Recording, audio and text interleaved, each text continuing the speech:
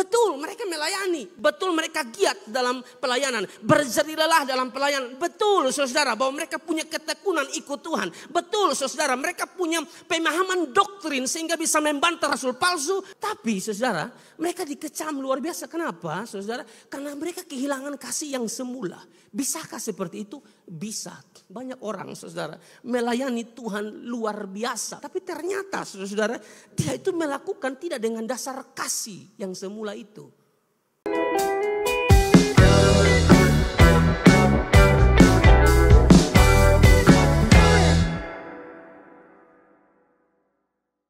Wahyu pasal 2 ayat 4 dan ayat yang kelima kita baca bersama-sama. 1, 2, 3. Namun demikian aku mencela engkau karena engkau telah meninggalkan kasihmu yang semula. Sebab itu ingatlah betapa dalamnya engkau telah jatuh. Bertobatlah dan lakukanlah lagi apa yang semula engkau lakukan. Jika tidak demikian, aku akan datang kepadamu dan aku akan mengambil kaki dianmu dari tempatnya jikalau engkau tidak bertobat. Demikian bagian firman Tuhan. Bisa kasih tepuk tangan yang meriah buat Tuhan. Silakan duduk kembali. Bapak Ibu saudara yang diberkati dan juga tim pelayan. Yang berbahagia adalah setiap mereka yang mendengarkan firman Tuhan dan dimampukan oleh Roh Kudus untuk melakukan firman Tuhan atau mentaati firman Tuhan. Sekali lagi shalom. Sekali lagi shalom. Berikan tepuk tangan meriah buat Tuhan sekali lagi. Saya pikir kita semua sepakat bahwa kalau kita masih ada sampai dengan malam ini, saudara-saudara, itu semua karena kasih karunia. Itu semua karena kebaikan Tuhan, saudara-saudara, karena sangat mudah bagi Tuhan untuk membuat kita tidak ada hari ini. Tapi kalau kita masih diizinkan ada, itu berarti agenda Tuhan belum selesai di hidup kita. Yang Tuhan mau kita terus melakukan yang terbaik buat Tuhan, saudara-saudara. Jadi saya berharap kita tidak merasa diri bahwa kita masih ada sampai dengan malam hari ini. Itu karena kuat kita, karena gagah kita, karena kehebatan kita, tapi kita betul-betul memahami ya seperti yang dikatakan oleh Rasul Paulus dalam 1 Korintus pasal 15 ayat 10 bahwa karena kasih karunia aku ada sebagaimana aku ada. Nah Bapak Ibu saudara-saudara diberkati dan dikasihi oleh Tuhan Yesus Kristus, dari pembacaan firman Tuhan Wahyu pasal 2 ayat 4 dan ayat yang kelima secara lengkap saudara bisa baca ayat 1 sampai ayat yang ke-7, dan saya mengambil satu tema yaitu kembalilah kepada kasih yang semula. Kembalilah kepada kasih yang semula atau kembalilah kepada kasih yang mula-mula. Bapak Ibu Saudara, kata kembali itu adalah tindakan aktif seseorang untuk berbalik ya ke tempat semula atau keadaan semula. Sekali lagi, kata kembali adalah tindakan aktif seseorang untuk berbalik ke tempat semula atau keadaan semula. Makanya di ayat 4 tadi bagian B, di situ dikatakan bahwa karena engkau telah meninggalkan, ya bukan hilang, tapi meninggalkan kasihmu yang semula. Berarti memang kita ini harus kembali kepada kasih yang semula dan jangan pernah meninggalkan kasih yang semula atau jangan pernah meninggalkan kasih mula-mula itu, saudara. Mengapa? Karena pelayanan tanpa kasih tentu pelayanan itu akan menjadi pelayanan yang sia-sia ya. Pelayanan tanpa dasar kasih adalah pelayanan yang tentu kita melakukannya dengan keterpaksaan karena bukan di atas dasar kasih, saudara ya. Itulah mengapa Paulus mengatakan di dalam 1 Korintus pasal 13 ya ayat 1 sampai 3 yang dibahas oleh Bapak Gembala, bahkan di ayat 13 yang menjadi sorotan kita bahwa kasih itu begitu penting ya. 1 Korintus 13 ayat 13 dikatakan bahwa demikian tinggal ketiga hal ini, yaitu iman, pengharapan dan kasih, dan yang paling besar di antaranya ialah kasih. Tapi tentu saya akan membawa kita pelan-pelan saudara-saudara untuk belajar bagian ini saudara. Yang pertama yang perlu kita perhatikan di sini saudara bahwa Wahyu pasal 2 dan Wahyu pasal 3 saudara adalah surat langsung dari Tuhan Yesus Kristus yang diberikan kepada Rasul Yohanes ya ketika Yohanes itu ada di Pulau Patmos saudara. Jadi surat ini adalah surat dari Tuhan Yesus yang diberikan kepada Rasul Yohanes ketika Yohanes mendapat wahyu di Pulau Patmos, saudara. Dan surat ini ditujukan, saudara, kepada 7 jemaat di Asia Kecil, saudara ya. 7 jemaat di Asia Kecil yang dimulai dari Efesus, dimulai dari Smyrna, Pergamus, Tiatira, ya, Sardis, Philadelphia, Laodikia. Jadi surat ini tertuju kepada 7 jemaat ini, tapi yang kita bahas adalah jemaat Efesus, saudara ya. Ini penting untuk kita perhatikan bersama-sama, makanya Wahyu pasal 1 ayat 1 mengatakan begini. Wahyu pasal 1 ayat 1, inilah wahyu Yesus Kristus yang dikaruniakan Allah kepadanya, supaya ditunjukkannya kepada hamba-hambanya apa yang harus segera terjadi. Dan oleh malaikatnya yang diutusnya, ia telah menyatakannya kepada hambanya Yohanes. Perhatikan di bagian awal itu, inilah wahyu Yesus Kristus, bagian A. Lalu bagian akhir dia bilang, ia telah menyatakannya kepada hambanya Yohanes. Jadi betul-betul surat ini diberikan kepada jemaat Efesus melalui Rasul Yohanes. Saudara, diberkati oleh Tuhan. Dan kalau kita perhatikan lagi, saudara, di dalam Wahyu pasal 2 ayat 1, Wahyu 2 ayat 1 di sini dikatakan begini, tuliskanlah kepada malaikat jemaat di Efesus, saudara. Tuliskanlah kepada malaikat jemaat di Efesus. Tadi saya bilang surat ini ditujukan kepada jemaat-jemaat Efesus. Lalu kalau saudara baca, tuliskanlah kepada malaikat jemaat di Efesus. Ini maksudnya bagaimana? Tertuju kepada orang atau tertuju kepada makhluk roh ini yang namanya malaikat? Kira-kira bagaimana, pastor ya? Kata malaikat, saudara, bukan makhluk roh yang bersayap seperti yang kita ketahui. Karena kata malaikat menggunakan kata malak dalam bahasa Ibrani. Lalu dalam bahasa Yunani dia menggunakan kata angelos yang berarti seorang utusan atau seorang pesuruh atau perwakilan. Kira-kira begitu ya. Makanya Ayub 1 ayat 14. Ayub 1 ayat 14 bilang begini. Datanglah seorang pesuruh. Pesuruh di situ menggunakan kata malak, saudara. Ya, lalu di bagian lain Lukas 9 ayat 52. Lukas 9 ayat 52 bilang begini, dan ia mengirim beberapa utusan. Nah, kata utusan di sini, saudara, menggunakan kata Yunani angelos, saudara. Ya, jadi perlu kita perhatikan di sini bahwa malaikat jemaat ini tertuju kepada pemimpin gereja atau pelayan gereja atau hamba Tuhan yang melayani di gereja Efesus. Makanya dalam terjemahan lain, terjemahan sederhana Indonesia dikatakan begini, tuliskanlah ini kepada pelayan Tuhan yang mewakili jemaat di kota Efesus. Jadi ini perlu saya sampaikan kepada saudara karena tentu saudara akan kebingungan apa maksudnya malaikat jemaat. Malaikat jemaat itu ya tertuju kepada pemimpin gereja, pelayan gereja, hamba Tuhan yang melayani di gereja Efesus.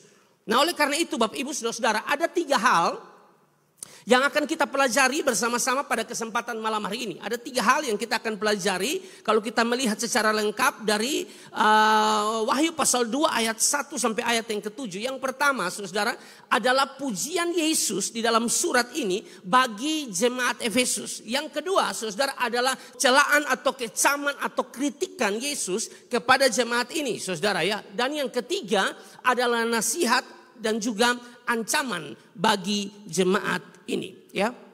Yang pertama kita masuk pada pujian Yesus bagi jemaat ini ya.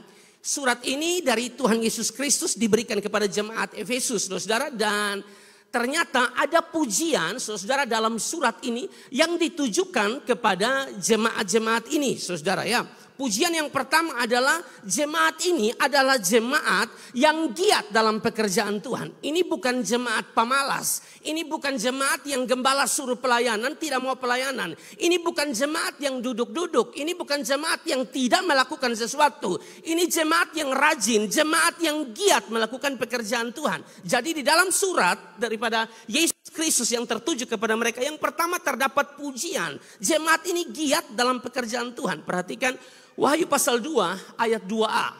Jadi ada hal positif yang bisa kita pelajari, ada hal negatif yang kita pelajari tapi jangan diikuti. Ada kelebihan dari jemaat Efesus tapi juga ada kekurangan dari jemaat Efesus yang kita bisa pelajari. Wahyu pasal 2 ayat 2a bilang begini, aku tahu segala pekerjaanmu, Baik jerih payahmu maupun ketekunanmu. Ini di sini menarik. Aku tahu segala pekerjaanmu, baik jerih payahmu. Nah, kata jerih payah di sini, saudara, ini menggunakan kata kopos, saudara. Menggunakan kata kopos yang memiliki arti bekerja keras, bersusah payah, bekerja sampai lelah, saudara.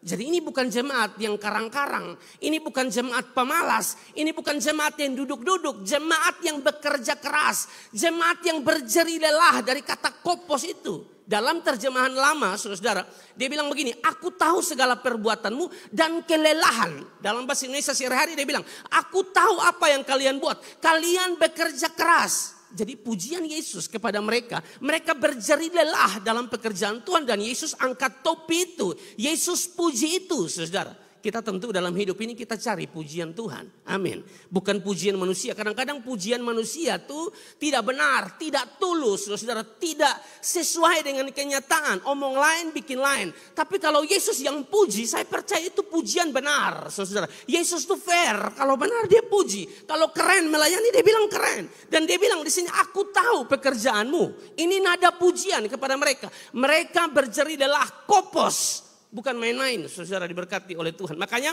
William Barclay dia bilang begini, Bapak Ibu Saudara. William Barclay mengatakan ciri khas dari kata ini ialah mengungkapkan suatu jerih payah yang menuntut semua pikiran dan tenaga dari pelaku. Ciri khas dari kata kopos ini ialah mengungkapkan suatu jerih payah yang menuntut semua pikiran dan tenaga dari semua pelaku. Jadi ini bagaimana dengan setiap kita? Kalau kembali ini jemaat Efesus. Kalau kita bagaimana? Kita sudah kerja keras atau tidak? Kita sudah berjerih lelah dalam pelayanan atau tidak, saudara? Ataukah memang kita melakukan pelayanan, tapi kan banyak orang yang melakukan pelayanan dengan anggap enteng, anggap remeh, anggap karena segala sesuatu dia mampu, dia pintar, dia bisa. Dia bilang, tidak usahlah terlalu banyak latihan, tidak usahlah terlalu mempersiapkan ini gampang, semua pada gampang, saudara. Dia seperti menganggap remeh sebuah pelayanan, dan itu tidak boleh. Yang namanya pelayanan butuh keseriusan. Melakukan pekerjaan Tuhan mesti berjerih lelah. Amin, saudara. Tidak bisa main-main, saudara. Makanya seorang bernama Conway bilang begini, saudara. Ini menunjukkan kesenangan ilahi terhadap kualitas maupun kuantitas dari pekerjaan mereka. Itu berat, sepenuh hati, sungguh-sungguh. Banyak orang yang bekerja untuk Tuhan melakukan seakan-akan hanya dengan satu tangan atau dengan satu jari. Ini maksudnya apa? Ini maksudnya di sini adalah bekerja atau melayani dengan santai-santai, main-main, tidak serius, bahkan menganggap remeh pelayanan. Nah, Tuhan tidak mau begitu, saudara. Kita anggap remeh sebuah pelayanan. Kalau dikasih pelayanan, lakukan sungguh-sungguh. Butuh totalitas. Apa? Musik butuh totalitas, saudara. Apa? Worship leader, singers, semua butuh totalitas. Khotbah butuh totalitas. Saya tidur tidak betul, apalagi kalau khotbah 3 kali. Saya tidur tidak benar, saudara. Ini mata mulai hitam, istri marah, saudara. Banyak metenya, saudara. Ya karena saya harus mempersiapkan khotbah. Saya tidak mungkin berdiri di situ ngomong asal-asal lalu tidak mempersiapkan dengan baik. Saya tidak berjerih lelah itu. Lalu dapat persembahan kasih tapi tidak berjerih lelah. Saya tidak mau begitu. Makanya persiapkan secara matang untuk yang khotbah. Yang melayani apa saja kita berjerih lelah, serius melakukannya. Makanya Markus 12 ayat 30 ya tentang kasih itu, saudara ya. Kasihilah Tuhan Allahmu dengan segenap, bukan setengah, segenap hatimu dan dengan segenap jiwamu dan dengan segenap akal budimu dan dengan segenap kekuatanmu. Kadang-kadang kan kita bilang, beri yang terbaik buat Tuhan dulu. Dia bilang, sudah begitu sah, pokoknya begitu sah. Ini untuk Tuhan, saudara. Kalau untuk Tuhan dia tuntut segenap hati. Kok kita saja, manusia dengan manusia saja kita tuntut yang sempurna. Padahal kita pun kasih ini tidak sempurna. Amin, saudara. Suami mana, saudara, yang mau istrinya kasih dia tuh setengah hati, lalu setengah hatinya kepada yang lain? Siapa yang mau begitu? Tidak ada yang mau. Tidak ada suami yang mau istrinya kasih dia setengah hati, cuma 50%. 50%-nya kepada yang lain. Begitu juga sebaliknya, tidak ada yang mau. Ini Tuhan. Padahal kita pun kasih manusia dengan manusia itu tidak sempurna. Tapi kita tuntut kalau bisa sempurna. Yang terbaik, suami yang terbaik buat istri, istri juga yang terbaik buat suami. Meskipun tidak sempurna tapi ada tuntutan. Ini untuk Tuhan. Amin. Sebenarnya harus total. Itu ada kata segenap akal budi. Ini pakai semua, pokoknya totalitas kehidupan kita pakai untuk hormat dan kemuliaan nama Tuhan. Nah ini yang ditunjukkan oleh jemaat-jemaat ini saudara. Jemaat Efesus dahsyat saudara, perlu diteladani. Makanya Roma 12 ayat 11 bilang begini. Janganlah hendaknya kerajinanmu kendor, biarlah rohmu menyala-nyala dan layanilah Tuhan. Janganlah hendaknya kerajinanmu kendor. Jangan kendor. Biarlah rohmu menyala-nyala dan layanilah Tuhan. Amin saudara. Karena dalam pelayanan kita, dalam persekutuan kita dengan Tuhan, itu tidak sia-sia seturut 1 Korintus 15 ayat 58. 1 Korintus 15 ayat 58 kita baca sama-sama 1, 2, 3. Karena itu saudara-saudaraku yang kekasih, berdirilah teguh, jangan goyah dan giatlah selalu dalam pekerjaan Tuhan. Sebab kamu tahu bahwa dalam persekutuan dengan Tuhan, Alkitab bilang, jeripayamu tidak sia-sia. Yang berjerih lelah, dengar baik, yang berjerih lelah untuk pelayanan, yang berjerih lelah melakukan yang terbaik buat Tuhan, Alkitab bilang tidak sia-sia jeripayamu. Amin. Meskipun orang lain di luar sana akan bilang sia-sia. Allah, kamu hanya habiskan waktu ibadah Senin, Selasa, Rabu, Kamis, Jumat, Sabtu, Minggu 1, 2, 3 ibadah terus. Kamu tidak pernah ada dalam kumpulan reunian. Kamu tidak pernah ada dalam ini. Kamu ibadah terus. Mereka anggap enteng kami. Tidak apa-apa saudara. Asal Tuhan senang. Kan kita lebih cari pujian manusia. Pujian Tuhan bukan pujian manusia. Amin saudara. Nah ini penting untuk kita pelajari bersama-sama. Jadi dipuji oleh Tuhan, giat dalam bekerja. Yang kedua, saudara, pujian apa lagi yang diberikan kepada mereka ya? Yaitu ketekunan. Ketekunan dari jemaat Efesus masih di ayat 2, saudara, masih di ayat 2 dari Wahyu. Wahyu pasal 2 ayat 2, aku tahu segala pekerjaanmu, baik jeripayahmu maupun ketekunanmu. Mereka ini tekun, ya. Jemaat-jemaat Efesus ini jemaat-jemaat yang bertekun. Ini berkaitan dengan iman mereka kepada Kristus, saudara. Mereka tetap kuat, tetap cinta Tuhan. Meskipun, saudara, kita tahu bersama bahwa latar belakang daripada kota Efesus ini kota perdagangan. Kota Efesus ini juga kota yang terjadi praktik okultisme, ada sihir dan lain sebagainya, saudara. Bahkan ada tekanan untuk orang Kristen, ya, untuk menyembah Kaisar Romawi, menyembah kekaisaran Romawi, ya, yang dianggap sebagai dewa. Kalau tidak sembah Kaisar Romawi akan dibunuh. Jadi mereka ini dalam tekanan, saudara. Tapi dalam tekanan, Alkitab bilang mereka tetap bertekun berdoa, bertekun cari Tuhan, bertekun melayani Tuhan, bertekun melakukan yang terbaik buat Tuhan meskipun ada tekanan. Ini bukan pujian yang biasa, pujian luar biasa bagi mereka. Sudahkah kita juga demikian? Ataukah hanya sakit perut sedikit, alasan terlalu banyak. Baru sakit gigi begini, alasan terlalu banyak, tidak mau melayani. Ya, baru masalah sedikit saja sudah mulai tidak mau ikut gereja, tidak mau melayani. Aduh, belajar dari orang-orang ini. Mau dibunuh, karena kalau tidak menyembah dewa, ya, tidak menyembah Kaisar Romawi yang dianggap sebagai dewa, mereka akan dibunuh. Tapi mereka tidak melakukan itu. Kata ketekunan itu dari kata Yunani hupomone. Hupomone itu adalah ketabahan yang tidak menyerah, kesabaran yang aktif, dan kemauan untuk tetap setia kepada Tuhan meskipun dalam tekanan, penderitaan, atau penantian yang panjang, saudara. Hupomone, tetap tabah, tetap bertekun, tetap kuat, saudara. Makanya di ayat yang ketiga, saudara, di ayat yang ketiga kan di situ dikatakan, dan engkau tetap sabar dan menderita oleh karena namaku, dan engkau tidak mengenal lelah. Sudah lihat, engkau tetap sabar dalam penderitaan. Sudahkah kita sabar dalam penderitaan ataukah kita marah Tuhan, saudara? Alkitab bilang, saudara, penderitaan kita di zaman ini, saudara, tidak sebanding dengan kemuliaan Allah yang dinyatakan kepada kita. Amin. Jadi berarti bagaimana kalau kita sedang menderita atau ada dalam pergumulan tertentu, fokusnya bukan pada pergumulan itu, bukan pada penderitaan itu, tapi kepada Kristus, kepada hidup kekal. Fokusnya ke sana. Karena kita ini warga sorga, seturut Filipi pasal 3 ayat 20, kita warga sorga yang masih menumpang di bumi, kita akan ke sorga. Amin, saudara. Nah, kalau kita ini warga sorga yang masih di bumi, jangan pakai dong nilai dunia, ya. Jangan pakai nilai-nilai yang tidak benar, pakai nilai sorga, nilai-nilai yang benar. Saudara diberkati oleh Tuhan. Ini penting untuk kita perhatikan bersama-sama. Dan di ayat 3 bagian akhir bilang, dan engkau tidak mengenal lelah. Berapa banyak kita yang lelah, saudara?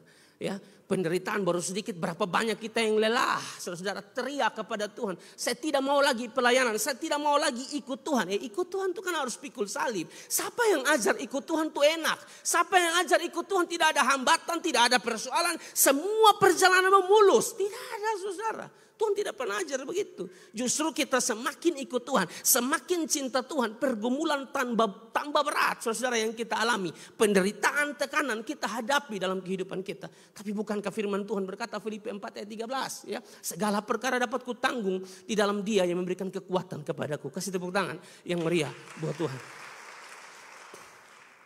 Makanya Roma 12 ayat 12 bilang begini, bersukacitalah dalam pengharapan, sabarlah dalam kesesakan, dan bertekunlah dalam doa. Tidak hanya bersukacita dalam pengharapan, sabar dalam kesesakan, tapi bertekun dalam doa. Punya relasi yang intim dengan Tuhan, saudara. Semakin kuat relasi dengan Tuhan, semakin kau mampu menghadapi masalah apapun yang akan terjadi di hidupmu. Itu yang kedua. Yang ketiga, jemaat Efesus ini, saudara, tidak hanya bertekun, tapi jemaat Efesus ini adalah jemaat yang berbeda menurut saya. Karena mereka ini jemaat yang kuat dalam pengajaran doktrin yang benar, sehingga mereka bisa membedakan mana rasul asli dan mana rasul palsu. Perhatikan lagi, saudara, Wahyu pasal 2 ayat 2. Ini dahsyat, saudara. Wahyu pasal 2 ayat 2. Aku tahu segala pekerjaanmu, baik jeripayamu maupun ketekunanmu. Aku tahu bahwa engkau tidak dapat sabar terhadap orang jahat, bahwa engkau telah mencobai mereka yang menyebut dirinya rasul, tetapi yang sebenarnya tidak demikian, bahwa engkau telah mendapati mereka pendusta. Ada rasul palsu, saudara. Ada pengajar-pengajar sesat, saudara. Tapi mereka bisa membedakan mana rasul asli, mana rasul palsu, saudara. Mana pengajar asli, mana pengajar palsu, mana yang khotbah benar, mana yang khotbah tidak benar. Mereka bisa membedakan. Berarti, saudara, mereka punya pemahaman doktrin yang kuat. Mungkin kalau saya boleh ngomong, ini sama seperti kita di gereja Amazing Grace. Karena Bapak Gembala pun khotbah, saudara lihat, tidak hanya hal-hal yang praktikal, saudara, tapi ada doktrinal yang ajar sehingga jemaat pintar. Saya sudah temukan beberapa jemaat di sini pintar semua, saudara.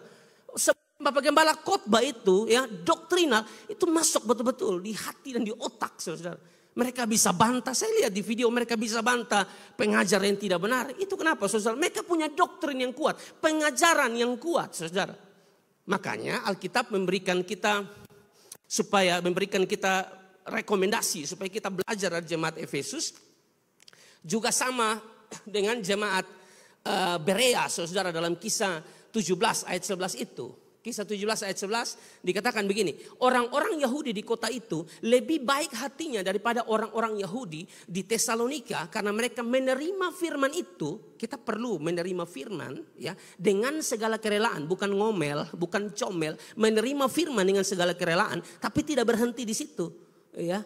Menerima dengan kerendahan hati, tapi ayat lanjutannya atau kalimat selanjutnya bilang begini. Dan setiap hari mereka menyelidiki kitab suci untuk mengetahui apakah semuanya benar demikian. Alkitab bilang di situ setiap hari. Bukan 1 bulan 1 kali, bukan 2 bulan 1 kali, bukan 6 bulan 1 kali baru cek firman, belajar firman. Bukan, setiap hari mereka selidiki kitab suci untuk mengetahui apakah semuanya itu benar demikian. Kemungkinan besar jemaat Efesus juga begini.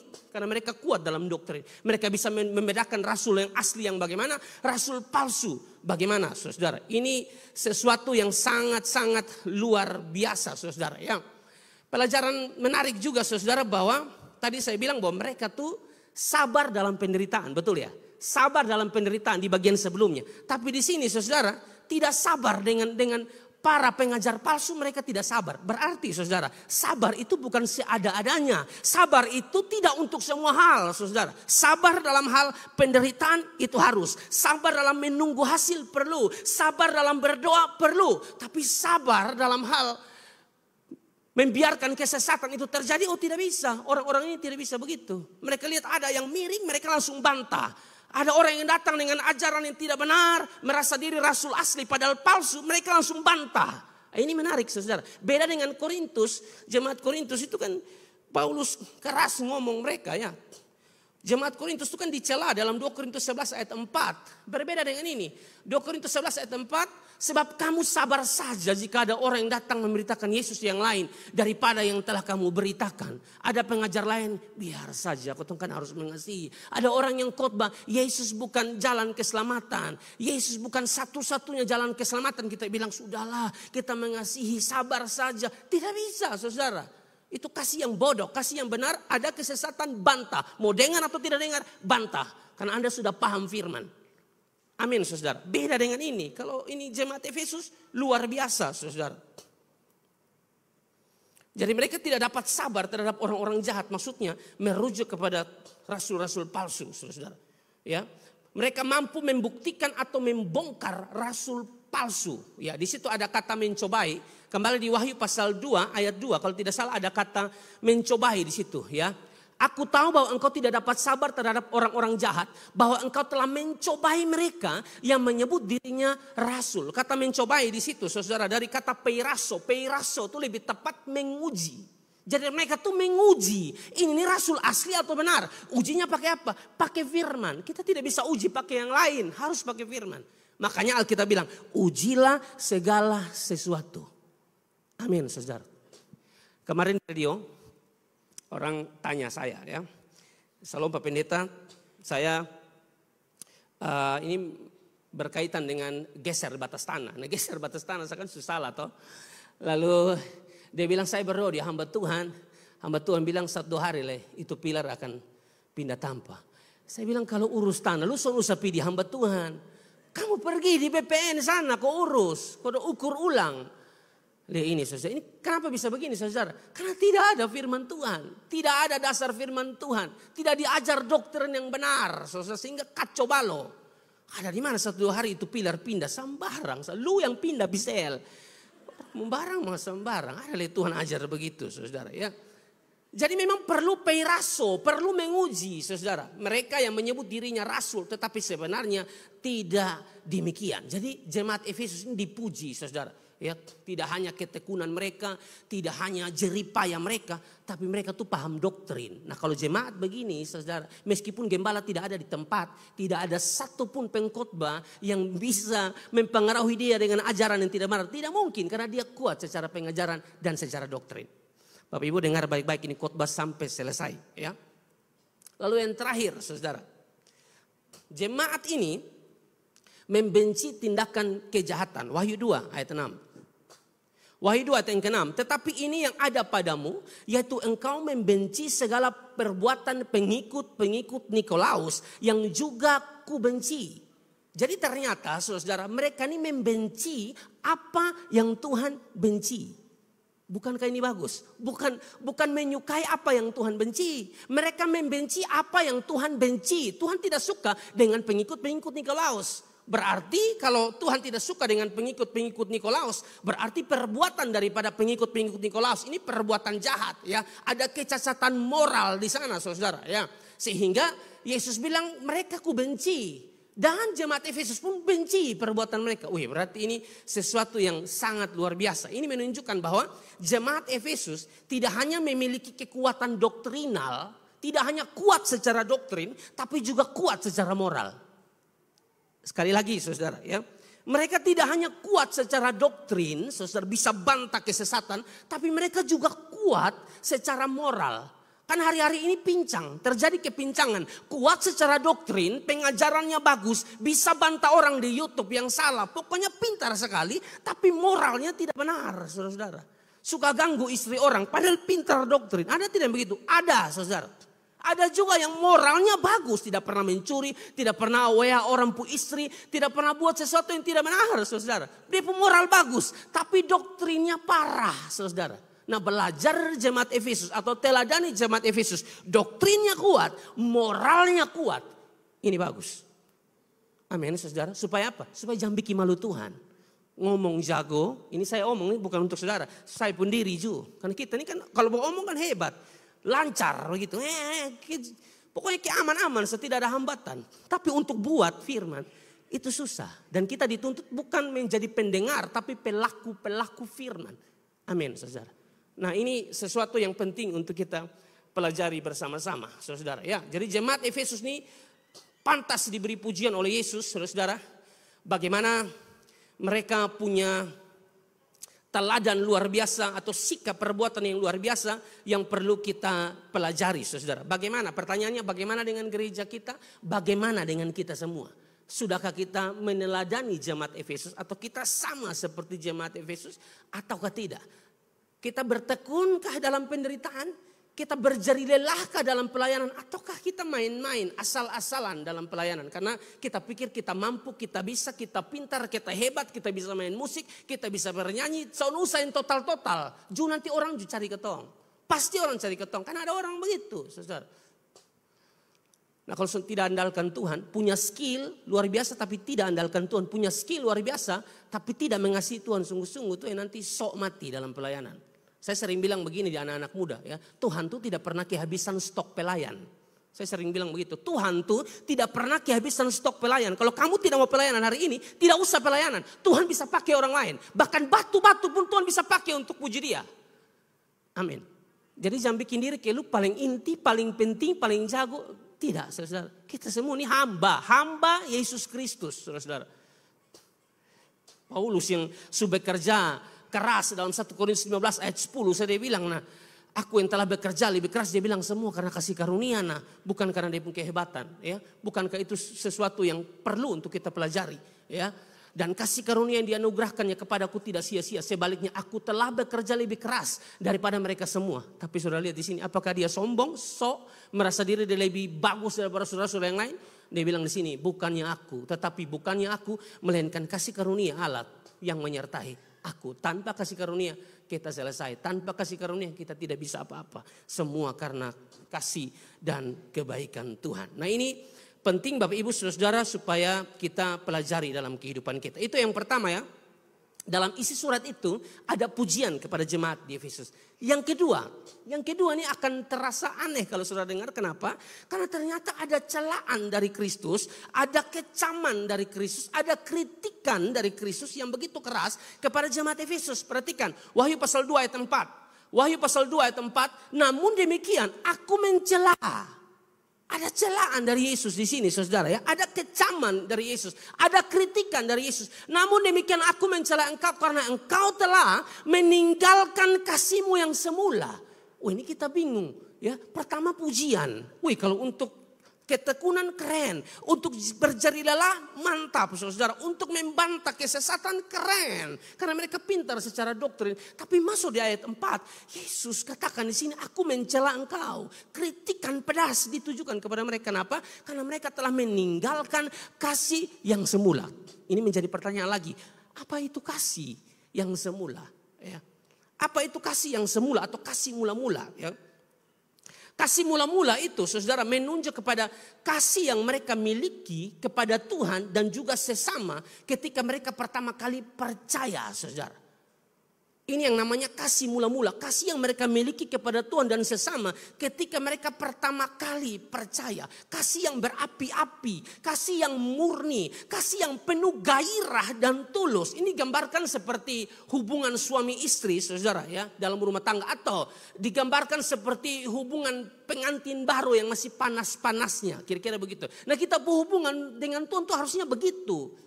Kasih yang mula-mula itu tuh harusnya begitu saudara. Berapi-api, murni, penuh gairah dan tulus saudara. Tapi di sini mereka dikecam, itu tidak ada. Kasih yang mula-mula itu tidak ada.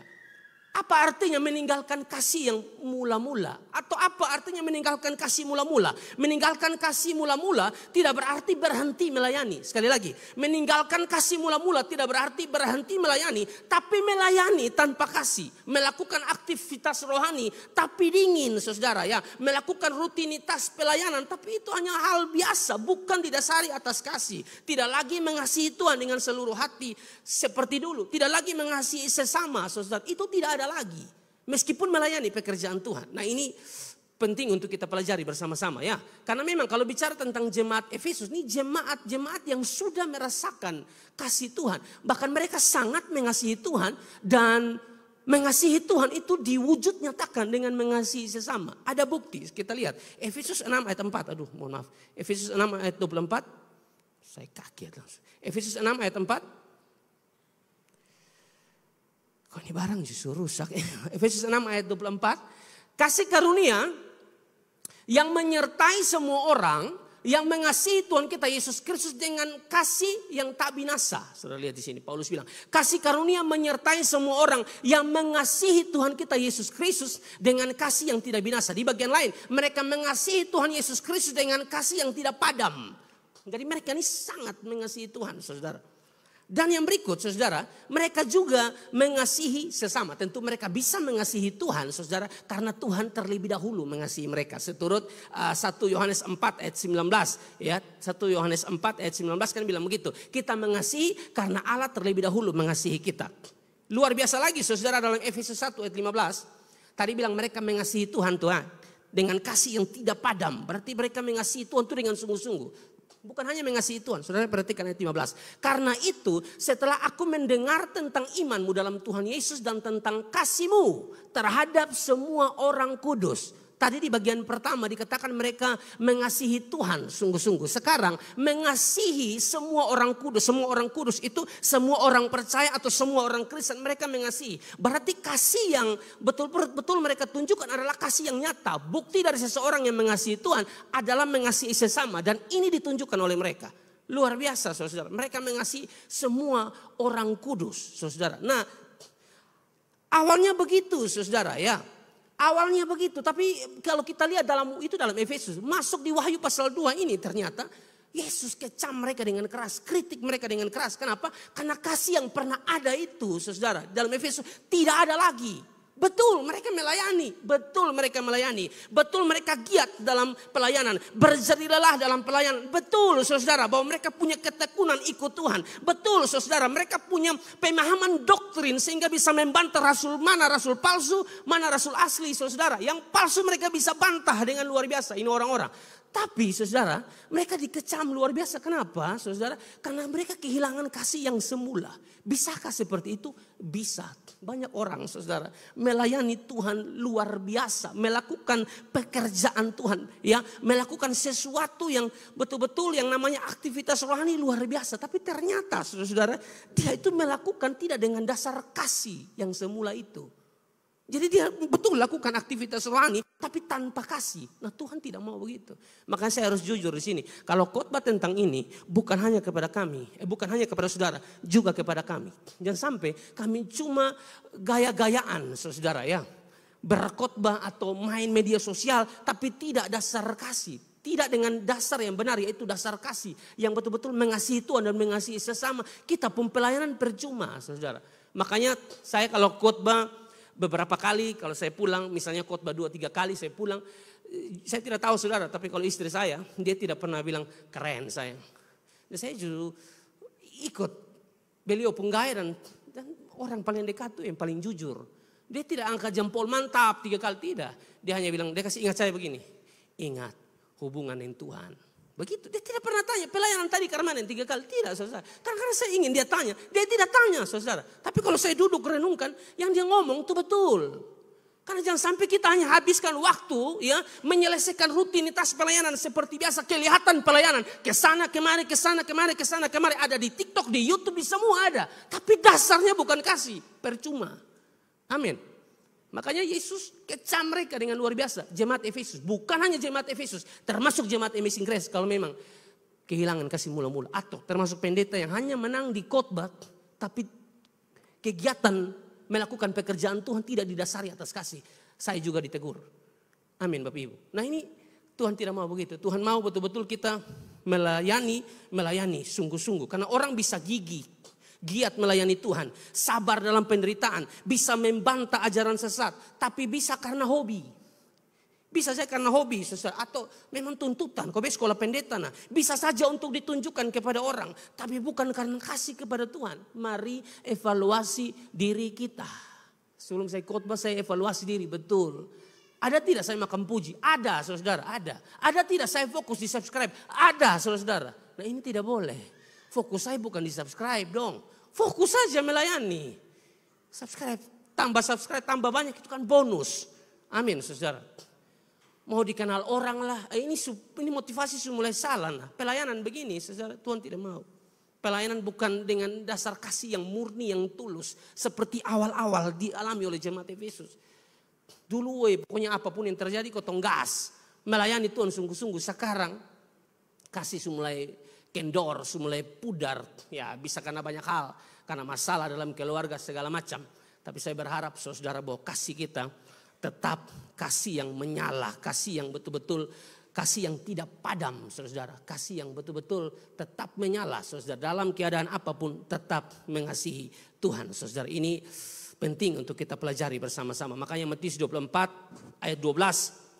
Bilang bahwa dan karena makin bertambahnya kedurhakaan, maka kasih kebanyakan orang akan menjadi dingin. Saudara, hari-hari ini banyak kasih yang dingin. Kalau sudah dingin dengan Tuhan, saudara percaya akan dingin dengan sesama. Kalau sudah dingin dengan Tuhan, saudara akan dingin dengan istri. Kalau sudah dingin dengan Tuhan, akan dingin dengan suami. Percayalah saudara. Ini penting untuk kita pelajari bersama-sama dalam hidup kita. Kalau kita ada dalam kejatuhan ini, mari bangkit saudara. Mari bangkit. Karena kalau kita pelayanan melakukan aktivitas rohani yang begitu banyak tapi tidak dengan dasar kasih yang semula atau kasih mula-mula itu, kasih yang tulus, kasih yang jujur, maka kasih itu akan pura-pura. Apa yang kita lakukan itu pura-pura semua. Roma 12 ayat 9. Roma 12 ayat 9. Hendaklah kasih itu jangan pura-pura, jauhilah yang jahat dan lakukanlah yang baik. Memangnya ada kasih yang pura-pura? Ada, hari-hari ini banyak. Di hadapan Bapak Gembala, di hadapan ketua youth, di hadapan leadermu Anda bisa tipu. Tapi di hadapan Tuhan kita tidak bisa tipu. Karena Tuhan lihat sampai kedalaman hati. Amin Bapak Ibu. Nah ini penting untuk kita pelajari bersama-sama dalam kehidupan kita. Saudara ya. Saya langsung lompat bagian yang ketiga saudara. Ya. Ada nasihat dan ancaman. Pertama pujian kepada jemaat Efesus. Ya. Lalu yang kedua ada kritikan, kecaman, celaan yang keras dari Yesus kepada mereka. Dan yang ketiga adalah nasihat dan ancaman. Perhatikan Wahyu pasal 2 ayat 5. Wahyu pasal 2 ayat 5. Sebab itu ingatlah betapa dalamnya engkau telah jatuh. Sebab itu ingatlah betapa dalamnya engkau telah jatuh. Alkitab bilang ingatlah betapa dalamnya engkau telah jatuh. Bukan amnesia. Ingatlah betapa dalamnya engkau jatuh. Ternyata saudara, kalau kita meninggalkan kasih yang mula-mula itu, saudara. Kalau kita meninggalkan kasih yang semula itu, saudara. Itu kejatuhan yang paling dalam, saudara. Saudara baca, sebab itu ingatlah betapa dalamnya engkau jatuh. Bertobatlah dan lakukanlah apa yang semula engkau lakukan. Ingatlah betapa dalamnya engkau jatuh. Ya, melayani tidak dengan kasih yang mula-mula itu, saudara. Itu kita sedang melakukan aktivitas rohani, tapi kita sedang jatuh. Amin, Bapak Ibu. Maka Alkitab bilang ingat, jangan amnesia, ingat betapa dalam kamu jatuh. Kalau ingat, Alkitab bilang bertobatlah dan lakukanlah lagi apa yang semula engkau lakukan. Yang semula yang mana? Seperti tadi pujian itu, saudara. Ya, punya doktrin yang luar biasa untuk membantah pengajar sesat. Bertekun, ya, berjeri lelah. Lakukan apa yang engkau lakukan itu. Hanya bedanya, saudara. Ini melakukan dengan dasar sadar. Jadi dia melakukan dengan dasar kasih yang mula-mula itu. Kasih yang sudah dibaharui, kasih yang sudah dipulihkan. Bukan kayak yang pertama, memang mereka dipuji oleh Tuhan. Melakukan aktivitas rohani dengan luar biasa. Berjeri lelah, membantah kesesatan. Hebat, jago saudara. Tapi mereka melakukan ini tidak dengan dasar kasih mula-mula itu. Tetap dianggap salah. Makanya mereka Tuhan marah atau saudara. Yang Tuhan mau sekarang bertobat, lakukan lagi apa yang semula engkau lakukan. Tapi dengan dasar kasih yang mula-mula itu. Atau melakukannya dengan dasar kasih yang murni, yang tulus, yang luar biasa. Yang tidak berhitung dengan Tuhan. Berkorban sungguh-sungguh bagi Tuhan. Itu yang Tuhan mau. Karena kalau tidak demikian ini ada ancaman. Ancamannya adalah aku akan mengambil kaki Dian dari tempatnya, ya. Ayat 5 itu. Jika tidak demikian, aku akan datang kepadamu dan aku akan mengambil kaki Dianmu dari tempatnya jikalau engkau tidak bertobat, ya. Kaki Dian ini kan lampu yang ada di bait suci atau bait Allah, ya. Yang cabangnya tuh ada 7. Biasanya kalau saudara di gereja-gereja mereka bisa taruh ada 7 tempat lilin begitu. Biasa seperti itu saudara, ya. Tapi maksud dari Yesus mengatakan aku mengambil kaki Dianmu, ini maksudnya adalah betul-betul kalau sampai kamu tidak bertobat, ya ancamannya adalah saya tidak hadir di situ. Saya tidak hadir dalam ibadah. Kira-kira begitu. Saya tidak melakukan sesuatu yang dahsyat di situ. Ini ancaman keras. Kalau tidak bertobat dan lakukanlah lagi seperti yang Tuhan mau. Ada ancaman. Makanya Adam Clark bilang begini, saudara. Karena di sini ada gambaran kaki Dian dalam kemah suci dan bait Allah yang tidak bisa disingkirkan tanpa menyingkirkan seluruh pelayanan imamat. Maka ancaman di sini menunjukkan bahwa jika mereka tidak bertobat dan sebagainya, ia akan membuat mereka tidak mempunyai gereja. Mereka tidak akan mempunyai pendeta yang saya kasih warna merah. Tidak lagi mempunyai firman, saudara. Kelihatan bergereja tapi firman tidak dinyatakan lagi, saudara. Tuhan harus ambil kaki Dian, saudara. Firman yang disampaikan di gereja kan hari-hari ini banyak, saudara. Hanya dongeng-dongeng. Dongeng itu cerita yang tidak benar-benar terjadi, tapi itu yang lebih banyak diceritakan daripada firman yang murni. Ya, tidak lagi mempunyai firman dan sakramen. Nah, ini yang berikut. Dan tidak lagi mendapatkan kehadiran Tuhan Yesus. Nah, kalau Yesus tidak hadir di dalam sebuah ibadah, Yesus tidak hadir dalam perkumpulan ibadah kita, mau jadi apa, saudara? Tentu tidak ada kesembuhan, ya, karena Dia bisa lakukan. Tidak ada pemulihan, tidak ada jalan keluar, tidak ada sesuatu yang Dia bisa lakukan bagi kita kalau Dia tidak hadir, saudara. Amin. Itu ancaman yang keras kalau tidak bertobat. Saya berharap saudara, gereja Amazing Grace, semua kita, ya, yang juga dikatakan gereja, saudara, kita tidak main-main. Kembali kepada kasih yang semula.